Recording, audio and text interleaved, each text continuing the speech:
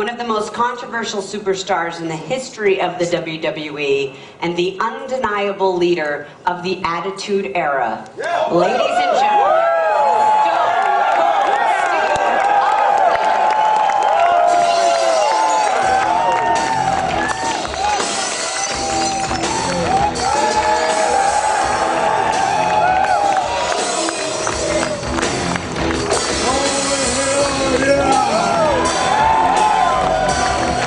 Give me a hell yeah!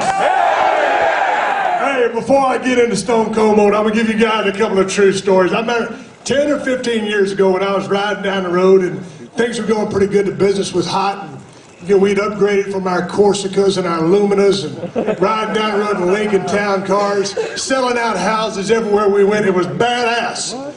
If you'd told me that it would all lead to this, I would have said you crazy, because no one would have the vision for this to happen. And so I was down at the ranch a few weeks ago, down at the Broken Skull Ranch, the toughest ranch in Texas, and I get a phone call from Vince McMahon asking me to be here tonight. And I was a little bit ticked off, I really was, because I was down there on my winter vacation doing what I do. And so he said, Steve, you gotta be there, this is big, this is important. So, hey, I'm a big part of this company, and so I came.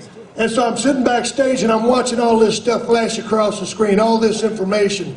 And just to think of all the guys before me that laid body parts all over the world, myself laying body parts all over the world, the current generation, the future generation, opening up cans of whoop ass all over the world to entertain the greatest fan base in just entertainment.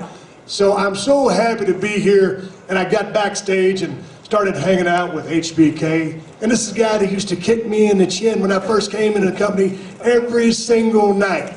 Triple H comes in, Big Show comes in, I'm over here. I actually give Vince McMahon a big ass hug. WWE Network, I'm looking forward to digging it myself, and that's the bottom line, because Stone Cold said so.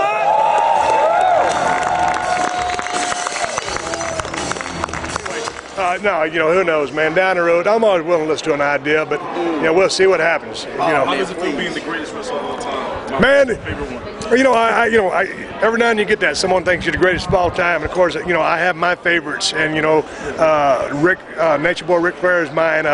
Bret the Hitman Hart, Randy Savage, some of those guys that I really love to watch, and Jerry the King Lawler is one of those guys. So. Just to be mentioned, and the thing about it, when you pick your favorite wrestler, it's so subjective.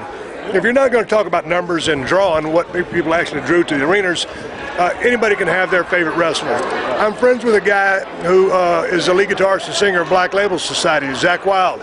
His favorite wrestler is the Ultimate Warrior. Now I'm a fan of the Ultimate Warrior, but from a technical standpoint, not so great. But from no. I understand. But I'm talking about the whole package, the presentation, what he looked like, the energy when he hit the ring. The guy was awesome, and I love the Ultimate Warrior. I'm a guy that loved his promos. So it's so subjective, to each his own. There truly is no best. There's only who you like the best. And so, I like that. Whether it's Stone Cold Steve Austin, the Ultimate Warrior, Hogan, Flair, whoever, it's whoever you like. Who did you love working with? As far as who I like working with, Bret the Hitman Hart and I had a real special chemistry. The Rock and I had a very special chemistry. Anytime we were in the ring, we lit it up. I didn't care if it was a little house show or a pay-per-view. There's just something about that guy and me. I brought out the best in him. He brought out the best in me. And a lot of us, down the road, earlier, Dustin Rhodes, guys like that, beautiful Bobby Eaton from my days in WCW. But those would be a couple of guys to mention right off the bat.